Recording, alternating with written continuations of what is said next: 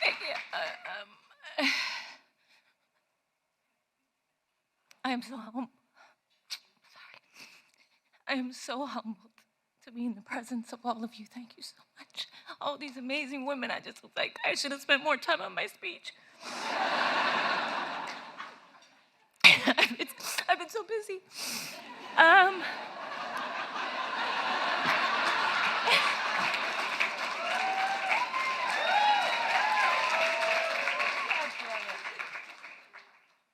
Okay.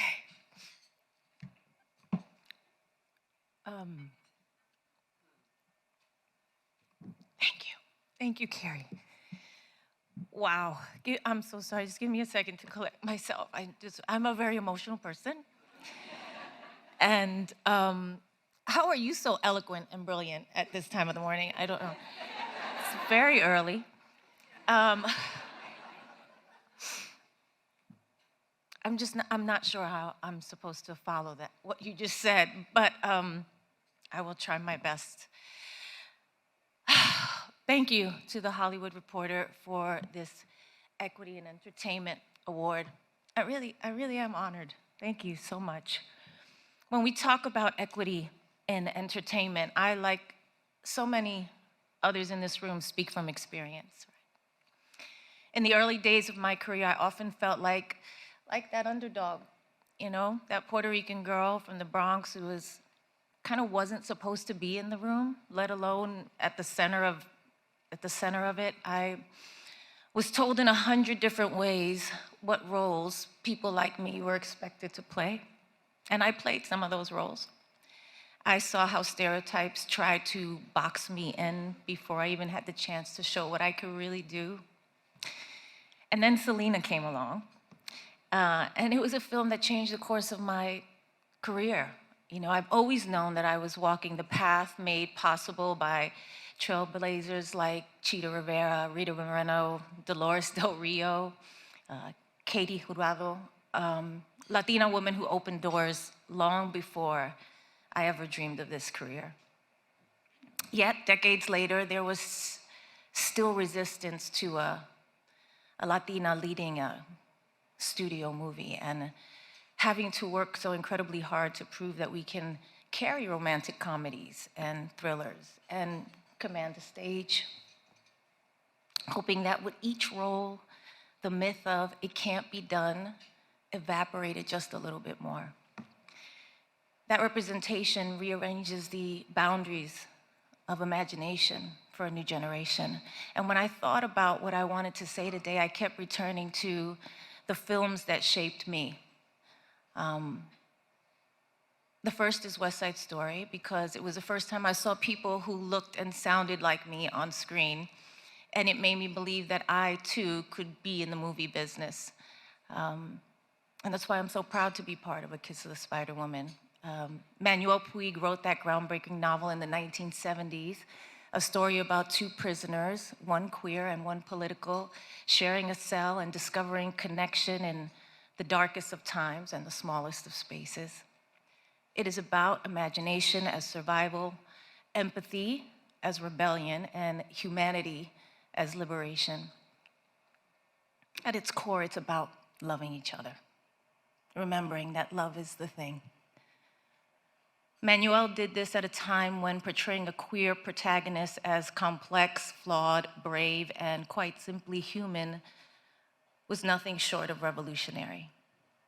There's a reason, I think, that this story keeps getting adapted, keeps getting told. It is more relevant than ever in 2025. Unfortunately, oppression doesn't stay in the past. It morphs, it shifts, it shows up in new forms.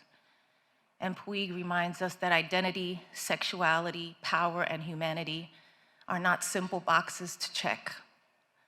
They are lived experiences that demand compassion and nuance. Equity in entertainment is a relay, I think. Someone hands you a story, a role, an opportunity, and you pass it forward, hopefully farther. And in my very flawed and inhuman way, I have tried to be intentional in honoring that.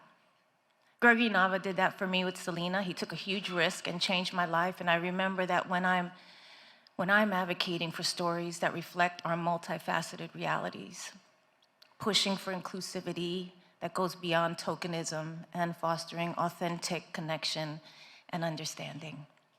Trying hard to ensure our screens reflect the kaleidoscope of human experience where no one is relegated to the periphery.